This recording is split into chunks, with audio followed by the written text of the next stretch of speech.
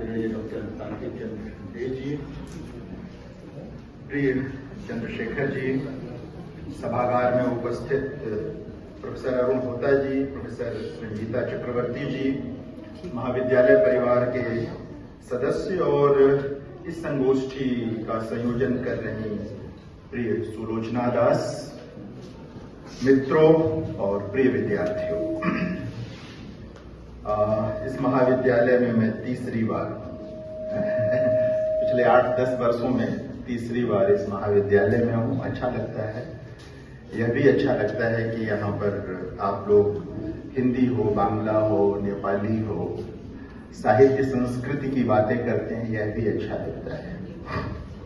अक्सर मैं कहता भी हूँ कि एक ऐसा दौर है जिसमें विज्ञान और अन्य पढ़ाई पर बहुत जोर रहता है, साहित्य और संस्कृति पर विचार कम कम होने लगता है। लेकिन हमें नहीं भूलना चाहिए कि विज्ञान जो है वो सिर्फ तन की औषधि तैयार कर सकता है, मन की औषधि साहित्य और कलाएं ही तैयार करती हैं।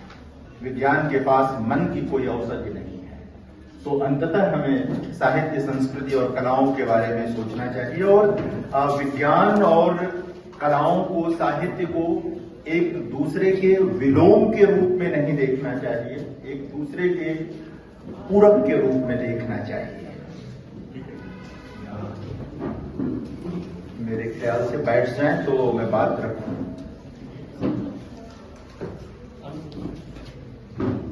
बैठ जाएं तो बात रखूं। हाँ, तो मैं निवेदन कर रहा था कि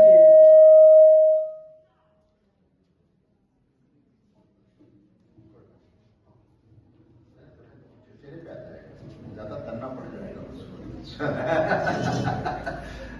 तो मैं निवेदन कर रहा था कि विज्ञान को और कलाओं को, साहित्य को एक दूसरे के पूरक के रूप में देखना चाहिए, विलोम के रूप में नहीं देखना चाहिए।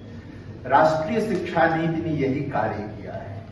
सामान्यतः विज्ञान के जो विद्यार्थी होते थे वो कलाओं से वंचित रह जाते थे, जो कलाओं के विद्यार्थी थे, साहित्य के विद्यार्थी थे, वो विज्ञान से वंचित रह जाते थे।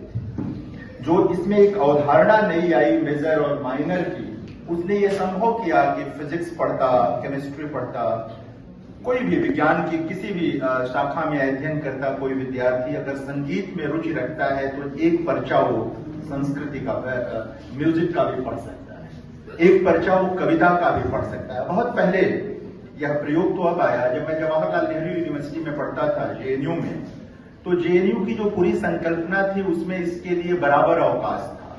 हमारे साथ अक्सर फिजिक्स के विद्यार्थी, इतिहास के विद्यार्थी, प्रोफेसर केदारनाथ सिंह जी ने ज्ञानपीठ पुरस्कार, उनकी कक्षाओं में कविता पढ़ने चले जाते थे और एक पर्चा लिया करते थे वो। और जवाहरलाल नेहरू यूनिवर्सिटी में इसके लिए व्यवस्था थी, वो क्रेडिट ट्रांसफर हो जाता था उनके वहां।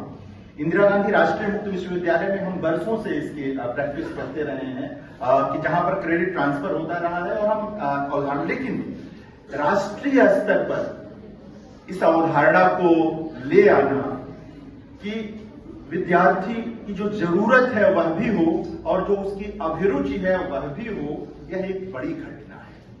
अक्सर जरूरत के मुताबिक पढ़ते विद्यार्थी अपनी अभिरुचि से बहुत दूर चले जाते हैं।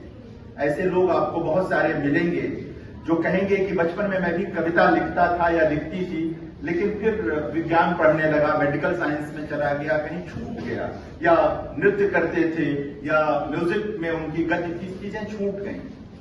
राष्ट्रीय शिक्षा नीति ने यह कोशिश की कि जितना भी संभव हो सके भीतर जो कलात्मक क्षमता है, जो अभिरुचि है, उसको बचाया जा सके। यह पहली बार हुआ हमारी राष्ट्रीय शिक्षा नीति के तहत और इसे मामूली घटना की तरह नहीं देखना चाहिए। बहुत सारे लोगों ने सवाल उठाए कि कंप्यूटर साइंस का विद्यार्थी एक पर्चा अगर लिटरेचर का पढ़ेगा तो उसे क्या फायदा मिलेगा उसको।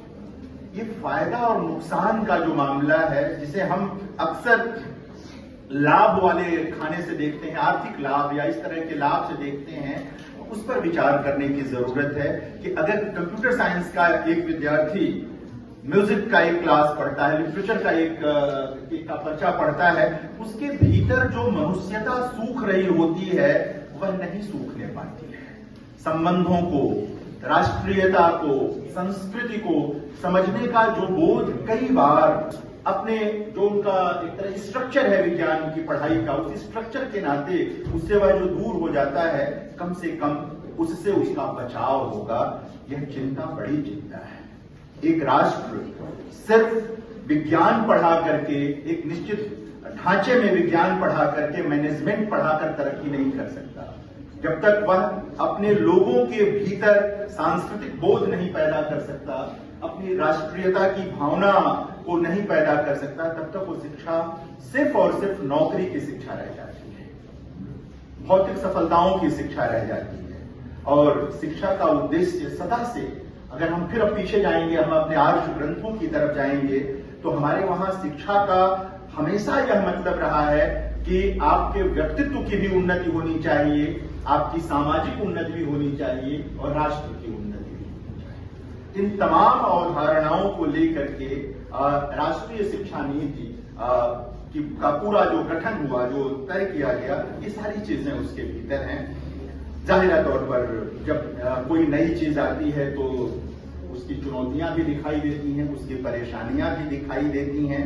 इसमें भी दिखी लोगों को लगा। लेकिन यह सोचिए, कभी आप जो लोग 50 की उम्र के आसपास होंगे, 40 की उम्र के आसपास होंगे, अगर वो अपने, और खास करके ऐसी पृष्ठभूमि वाले कस्बों या शहरों में रहते हैं जहां पर निम्न वित्त लोग भी हैं, निम्न वर्गीय लोग भी हैं, उनमें कितने लोग थे जिन्होंने आपके साथ बीएससी फर्स्ट ईयर या बीए फर्स्ट ईयर शुरू किया, पूरा नहीं कर पाए। जीवन ने उनको मौका नहीं दिया, वो किसी रोजगार की तरफ चले गए, कहीं चले गए, फिर वो संभव नहीं हुआ कि लौट सकें। यह अवधारणा पहली बार राष्ट्रीय स्तर पर एक शिक्षा नीति में आई कि अगर किन्हीं कारणों से आपकी पढ़ाई छूट जाती है तो फिर लौट करके एक निश्चित समय में आप आकर के पुराने क्रेडिट्स को जुड़वाते हुए नए क्रेडिट अर्जित करके अपनी वो डिग्री पूरा कर सकते हैं। यह भी होता था कि आपने फर्स्ट ईयर पूरा कर लिया तो आप एक तरह से कुछ भी नहीं होता था आपके हाथ में, आप बता भी नहीं पाते, कहते थे कि मैंने बीएससी कर लिया था, सेकेंड ईयर तक पहुंचा था या बीए सेकेंड। व्यवस्था की गई कि आप अगर बीएससी फर्स्ट ईयर छोड़ दें, सेकेंड ईयर छोड़ दें, तो एक सर्टिफिकेट, एक डिप्लोमा, एक लेवल तय किया गया।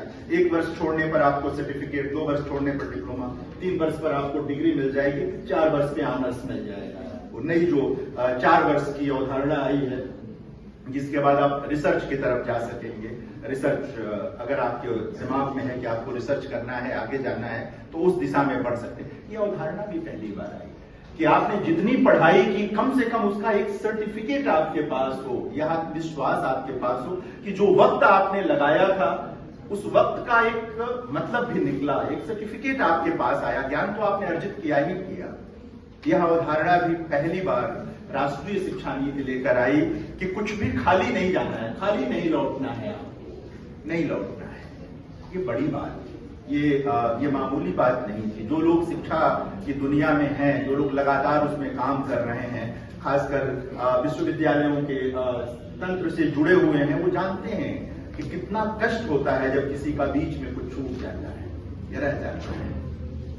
ये अपने आप में मतलब कह सकते हैं कि एक किसी के साथ जो एक नई परिकल्पना आई कि इसमें सिर्फ आप एक ढंग की पढ़ाई मत कराइए, आप कुछ स्किल ओरिएंटेड चीजें भी विद्यार्थियों को दें, ताकि जब बच्चा निकल के जाए, अगर डेवलप कर सकता है, वो अपने को निकाल सकता है, तो एकदम निकल के सोचे कि हम तो एकदम सामान्य सी, जिसको कहते हैं ना, आप क्या कहेंगे उसे, कन्वेंशनल किस्म की एक शिक्षा लेकर के वो निकल के आया, परंपरागत किस्म की एक शिक्षा लेकर के आया, तो थोड़ा सा स्किल हो, थोड़ा अलग अलग उसके कई जॉनर बना दिए उन लोगों ने।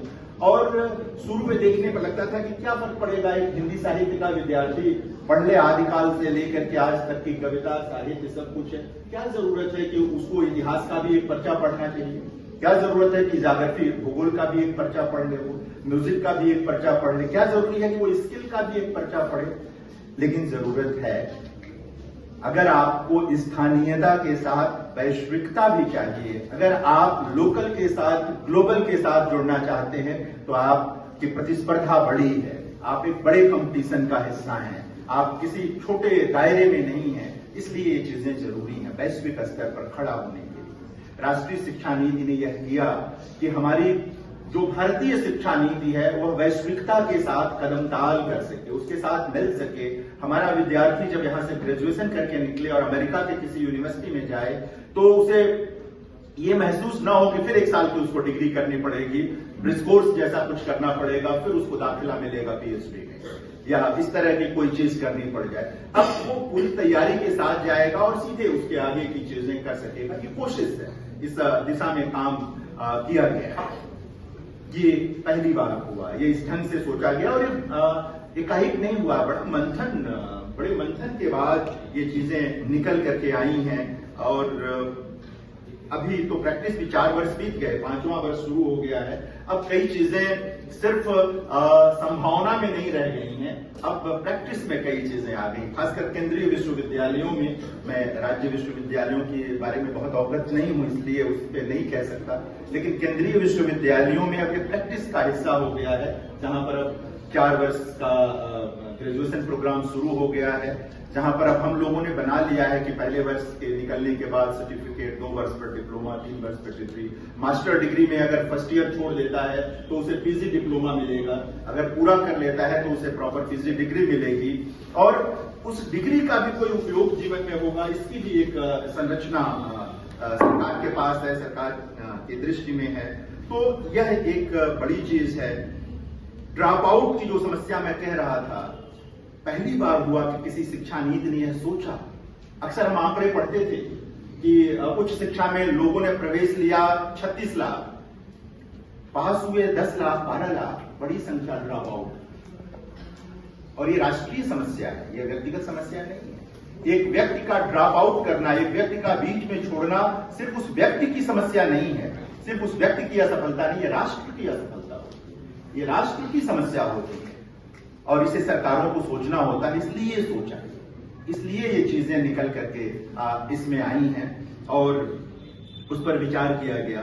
एक चीज और भी होती है कि भाषा सबसे बड़ा, मैं चूंकि भाषा पर ही मुख्य रूप से ये संगोष्ठी केंद्रित है, ड्रॉप आउट की एक बड़ी समस्या भाषा भी रही है। आप लोगों ने अक्सर अखबारों में पढ़ा होगा कि तमिलनाडु की एक बच्ची जिसने 12वीं में टॉप किया, पूरे तमिल में टॉप किया, लेकिन किसी बड़ी संस्था में, इंजीनियरिंग संस्था में, आईआईटी या इस तरह की किसी संस्था में पहुंचने के बाद पहले ही वर्ष में, चूंकि उसकी सारी पढ़ाई तमिल माध्यम में हुई थी, वहां अंग्रेजी ने उसको पीछे छोड़ दिया और जाहिर है कि उसने दूसरे ढंग का निर्णय ले लिया जीवन में। ऐसी तमाम घटनाएं आप लोग सुनते होंगे, उसमें भाषा एक बड़ा कारण रहा। एक बच्चा जो माल बाजार या इस तरह के किसी छोटे से कस्बे में बांग्ला माध्यम में पढ़ लिख करके निकला, और जिसे आप बांग्ला में तीक्ष्ण बुद्धि कहते हैं, मेधावी है जो, लेकिन उसको अंग्रेजी नहीं आती साहब, उसकी सारी मेधा जो है एक भाषा न जानने के कारण शून्य हो जाए, इससे अधिक दुखद कुछ भी नहीं हो सकता है। हम लोग भूल गए दरअसल क्या हुआ कि लंबी औपनिवेशिक गुलामी ने, जो कॉलोनियल हमारी दास्तां थी, लंबी औपनिवेशिक दास्तां ने हमारे मन में यह बिठा दिया कि अंग्रेजी ज्ञान की भाषा है। भाषाएं ज्ञान की नहीं होती, भाषाएं ज्ञान को अभिव्यक्त करने का माध्यम होती है, उनमें ज्ञान सृजित किया जाता है, वो स्वयं ज्ञान का कोई मामला नहीं होता। आप कोई एक भाषा जानकर ज्ञानी नहीं बन सकते, आप सिर्फ अपने को एक्सप्रेस कर सकते हैं उसमें, लेकिन एक्सप्रेस करने के लिए आपके पास कुछ होना चाहिए ना, क्या करेंगे एक्सप्रेस आप? वह चीज आपकी मेधा से निकल कर आती है।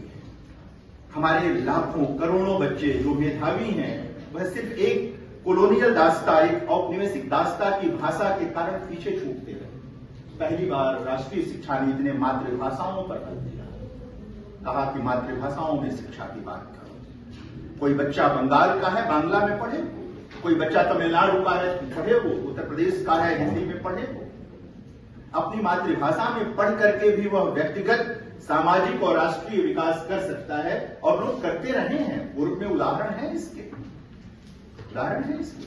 हम कई बार नहीं सीखते इस बात से। मैं उदाहरण बताऊं, हम लोग विश्वविद्यालयों में, केंद्रीय विश्वविद्यालयों में तमाम प्रशासनिक जिम्मेदारियों को निभाते हुए अक्सर क्या होता है कि जब विदेशी प्रतिनिधि आते हैं तो हम अंग्रेजी बोलते हैं, लेकिन चीन का आया व्यक्ति चाइनीज में बोलता है, उसका एक साथ में जो है सुभाषिया जो है वो अंग्रेजी बोलता है। रूस से आया प्रतिनिधिमंडल, उनके लोग रूसी में बोलते हैं, उनका प्रतिनिधि जो है, एक प्रतिनिधि उनमें से, वो अंग्रेजी में उसको करता है। हम साहब, हम तो नहीं बोलेंगे, हम तो हिंदी बोलने में हम लोगों को दिक्कत आती है। उसके भी अपने कारण है कि चूंकि हम लोगों को आपस में अंग्रेजी से किसी को दिक्कत नहीं है, सबको दिक्कत एक भारतीय भाषा से है। क्यों है साहब?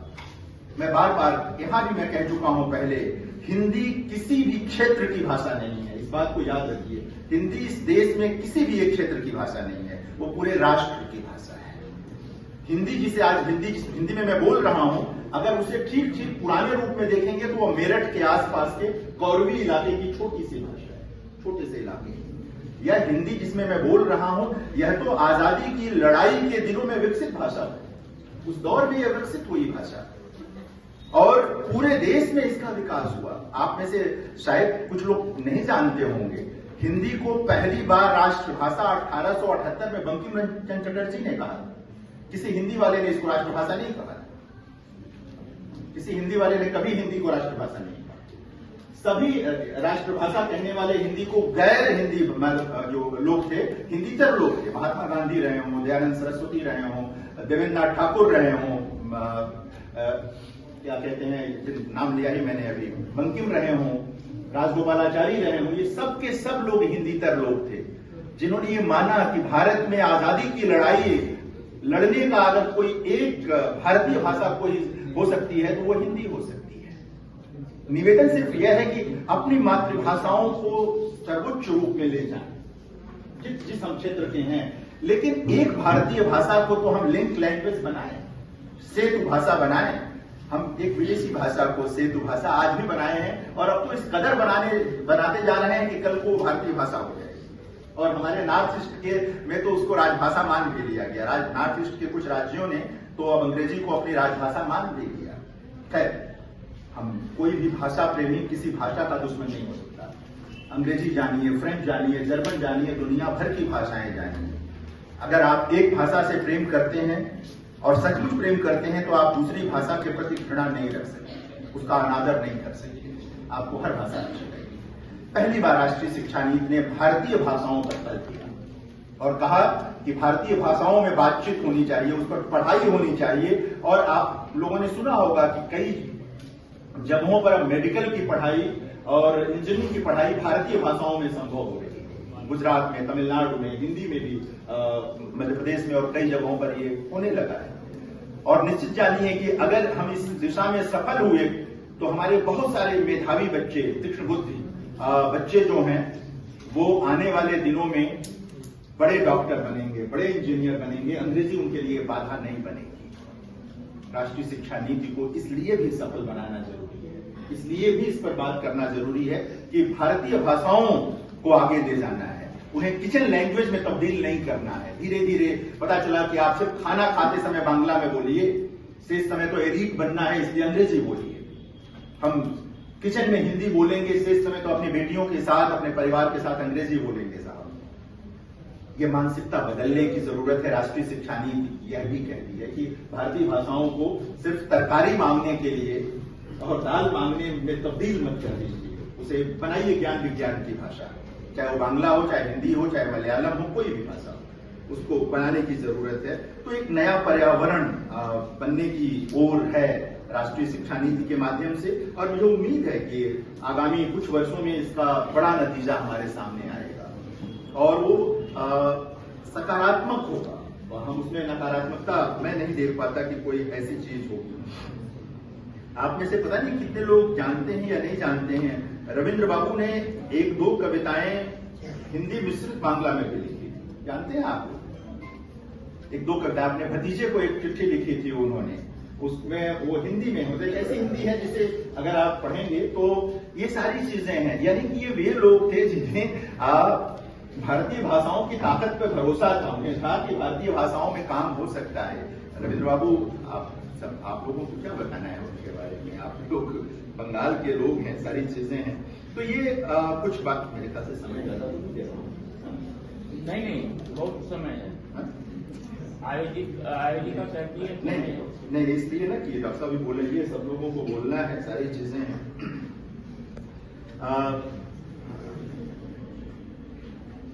यह भ्रम हम लोगों को निकालने की जरूरत है कि हिंदी में या भारतीय भाषाओं में उच्च कोटि का शोध कार्य नहीं हो सकता। आज से करीब करीब 50 साल से भी अधिक वक्त, 50 साल के आसपास का वक्त बीत गया। इस विश्वविद्यालय का भी मैं जिक्र कर रहा था, जहां का मैं विद्यार्थी रहा, JNU जिसे कहते हैं। उस विश्वविद्यालय में बाद के दिनों में बड़े पत्रकार हुए, अब नहीं है, स्वर्गीय वेद प्रताप वैदिक जी। वेद प्रताप वैदिक ने मुकदमा लड़ा कि मैं अपनी थीसिस इंटरनेशनल डिवीजन में, SIS में वो स्टूडेंट थे, और उन्होंने कहा कि मैं अपनी थीसिस हिंदी में सबमिट करूंगा। उनको अंग्रेजी आती थी। बाद में बड़े पत्रकार हुए और बड़े समादृत पत्रकार हुए, और आप लोगों को अच्छा लगेगा जानकर कि कोर्ट ने उनके पक्ष में फैसला लिया, और वेद प्रताप वैदिक ने जो अंतर्राष्ट्रीय संस्थान है जवाहरलाल नेहरू विश्वविद्यालय का, उसमें हिंदी में अपना शोध प्रबंध जमा किया था। और वह शोध प्रबंध किसी अंग्रेजी में लिखे गए शोध प्रबंध से कमतर या कमजोर नहीं था। 50 साल से भी अधिक पुरानी बात बता रहा हूं। तब जवाहरलाल नेहरू यूनिवर्सिटी कुछ ही वर्ष हुए थे खुले हुए उसके, और भी बाद के दिनों में हुआ। फिर उसी JNU में बाद में यह अनुमति मिली कि हिंदी में भी विद्यार्थी अपनी प्रवेश परीक्षा में उत्तर लिख सकते हैं और आ सकते हैं। और उसका नतीजा जानते हैं आप लोग क्या हुआ? मैंने ऐसे बंगाल से गए विद्यार्थियों को भी जवाहरलाल नेहरू यूनिवर्सिटी में देखा जो अंग्रेजी, सामान्य अंग्रेजी भी नहीं बोल पाते थे। JNU में प्रवेश पाने के बाद अंग्रेजी सीखी उन्होंने, और बाद में अपना सारा कारोबार अंग्रेजी में किया, पढ़ाई लिखाई की। अगर वो प्रवेश परीक्षा का माध्यम नहीं बना होता सारी चीजें, तो नहीं जा पाते JNU, नहीं बन पाते, बड़े राष्ट्रीय परिदृश्य पर वो नहीं जा पाते। तो भारतीय भाषाओं के बारे में सोचिए। राष्ट्रीय शिक्षा नीति ने अवसर दिया है हमें, हिंदी के बारे में सोचिए, भारतीय भाषाओं के बारे में सोचिए, अपनी मातृभाषाओं के बारे में सोचिए, और देखिए कि कितनी, आप कई बार सोचिए ना, कितनी भी हमारी अच्छी अंग्रेजी हो, अगर मातृभाषा में हमारी ट्रेनिंग हुई है बचपन में, नहीं हुई तो अलग मसला है, लेकिन अगर मातृभाषा में हमारी कोई ट्रेनिंग है, बचपन हमारा अपनी मातृभाषा में गुजरा है, तो आप देखिए कि कोई विचार जितनी सहजता से आप अपनी मातृभाषा में अभिव्यक्त कर लेते हैं, अंग्रेजी में नहीं कर पाते। चाहे जितनी अच्छी शिक्षा हुई हो आपकी अंग्रेजी, नहीं कर पाते। मैं आज भी भोजपुरी में जिस सहजता, जबकि भोजपुरी में अब मैं प्रतिदिन का कोई कार्य नहीं करता हूं, परसों छूट गया, मैं दिल्ली में रहता हूं, गोरखपुर देवरिया मुझसे छूट गया, लेकिन आज भी अगर किसी चीज को सबसे प्रभावी ढंग से मुझे कहना हो तो मैं भोजपुरी में कह सकता हूं। मैं हिंदी का आचार्य हूं, हिंदी में कविताएं लिखता हूं, उसी के लिए जाना जाता हूं। लेकिन सच ये है कि अभी मैं, मतलब सबसे प्रभावी ढंग से अगर कोई बात अपनी आत्मीयता प्रकट कर सकता हूं तो मैं भोजपुरी में कर सकता हूं। ऐसे आप लोग बांग्ला में कर पाते होंगे, जिसकी जो मातृभाषा होगी। मित्रों, ये फिर निवेदन कर रहा हूं कि राष्ट्रीय शिक्षा नीति में हमारे देश के जो भी शिक्षा नीति से जुड़े लोग हैं, उन्होंने बड़ा निर्णय लिया है। इसे किसी और राजनीति की तरह नहीं देखना चाहिए, इसे एक राष्ट्रीय विकास की तरह देखने की जरूरत है, वरना हम सब कहीं ना कहीं जो है संकट में ही फंसेंगे। और भाषाओं को लेकर के हम लोगों को अपना शुद्धतावादी रवैया छोड़ना चाहिए। मैं बराबर कहता हूं कि मुझे कलकत्ते की हिंदी भी अच्छी लगती है, मुझे मुंबई की हिंदी भी अच्छी लगती है, मुझे लखनऊ की हिंदी भी अच्छी लगती है। कोई दिक्कत नहीं महसूस होती, कोई दिक्कत नहीं महसूस होती। हिंदी तो है ना। अंग्रेजी, अगर ऑस्ट्रेलियन अंग्रेजी अलग हो सकती है, अमेरिका में स्पेलिंग तक अलग हो सकता है, तो अगर हमारा कोई हिंदी भाषी नहीं है और हिंदी सीखकर कुछ गलतियां करता है, मात्रा की भी गलतियां करता है, तो क्या समस्या क्या है भाई? समस्या किस बात? हमें शुद्धतावादी नहीं होना है, हमें भाषा के विकास पर बल देना है कि चीजें ठीक से विकसित हों, आगे जाएं। वो कोई नहीं बोलता, श बोलता है, बोलने दीजिए। कोई गलत लिख देता है तो लिखने दीजिए। कोशिश बड़ी चीज है। डॉक्टर साहब कह रहे थे कि मैं हिंदी बोलूंगा तो क्षमा कीजिएगा, आपके प्राचार्य कितनी अच्छी हिंदी बोली उन्होंने। यही हिंदी वास्तविक हिंदी है। टकसाली हिंदी की जरूरत नहीं है, बहुत तत्सम वाली हिंदी की जरूरत नहीं है। साधारण होगी, लोगों के ज्यादा समझ में आएगी। तो राष्ट्रीय शिक्षा नीति विद्यार्थियों के बहुत काम की है, बहुत काम की है। आप अपनी रुचि को भी देखिए, अपने भविष्य को भी देखिए। आपके पास बहुत सारे अवसर आएंगे। प्राचार्य जी कह रहे थे कि थोड़ी मुश्किलें हैं छोटी जगहों पर, इसको लाभ में निश्चित होंगे। बड़ी जगहों में भी मुश्किलें रही हैं लागू करने में, समस्याएं तो आएंगी, लेकिन सर एक बार जब पैटर्न बन जाएगा, एक बार जब चीजें बन जाएंगी, आप देखेंगे कि विद्यार्थी कितने प्रसन्न जाएंगे। आप सोचिए, आप फिजिक्स के विद्यार्थी रहे, म्यूजिक में आपकी रुचि थी, किसी चीज में रुचि थी, सोचिए कि अगर आप फिजिक्स का आप कितने फार्मूले पढ़ते हुए जो लैब में और तमाम जगहों पर जो एक तनाव, बौद्धिक तनाव ही कहूंगा मैं, इंटेलेक्चुअल तनाव से गुजरते हुए अगर आप आधे घंटे की एक क्लास म्यूजिक में होते तो कितना फर्क पड़ता। वो जो रिलीज होता, कैथारसिस जिसे हम कैथारसिस कहते हैं, आयुर्वेद से लिया शब्द, हम लिटरेचर में हमने लिया है, जो कैथारसिस होती, ये राष्ट्रीय शिक्षा नीति, अब तक की शिक्षा नीतियों की कैथारसिस थी।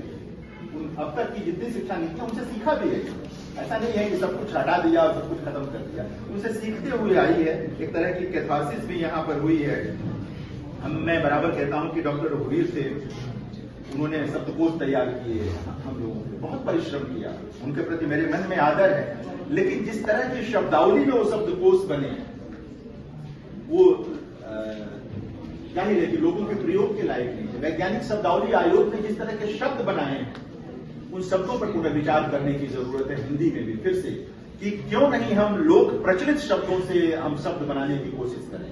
हम क्यों एकदम गढ़ने की कोशिश करते हैं बहुत सक्षम बनाने की, चाहे संस्कृत से लेने चाहे कहीं से लेने। हमें लोक से लेने की जरूरत है, जिन शब्दों का लोग प्रयोग करते हैं, जिसे लोग समझ सकते हैं, वहां से उस विज्ञान की भाषा को भी वहां से प्रयोग करने की जरूरत है, गणित की भाषा को भी वहां से लेने की जरूरत है, और उन शब्दों को लोकप्रिय बनाने की जरूरत है। अगर हम पहले ही मान लेंगे कि फला ढंग की पढ़ाई बहुत कठिन है, फला प्रयोग बहुत कठिन है, तो हम कहीं नहीं पहुंचेंगे, हम कहीं नहीं जाएंगे। राष्ट्रीय शिक्षा नीति, जितना मैंने इसको देखा और इसके अनुपालन में केंद्रीय विश्वविद्यालय के साथ जुड़ा रहा हूं, जितना मैंने जाना, मैं कह सकता हूं कि इसके पीछे जो उद्देश्य है, जो मंशा है, वह एक संपूर्ण व्यक्तित्व वाले विद्यार्थी की मंशा है। जो विद्यार्थी निकले, उसकी पर्सनालिटी जो है, वो ओवरऑल जिसको कहते हैं कि वो उसका डेवलपमेंट जो, उसको ध्यान में रख करके है, और वो उसी तरह से निखर करके आए। और भी कुछ बातें होंगी जब मैं अपनी अगले सत्र में अध्यक्षीय वक्तव्य वगैरह जैसी चीजें होंगी उस पर बात करूंगा। इस पर भी ध्यान रखना है कि राष्ट्रीय शिक्षा नीति ने दोनों तरह का परिवर्तन किया है, अवधारणात्मक परिवर्तन भी किया है और संरचनात्मक परिवर्तन भी किया है।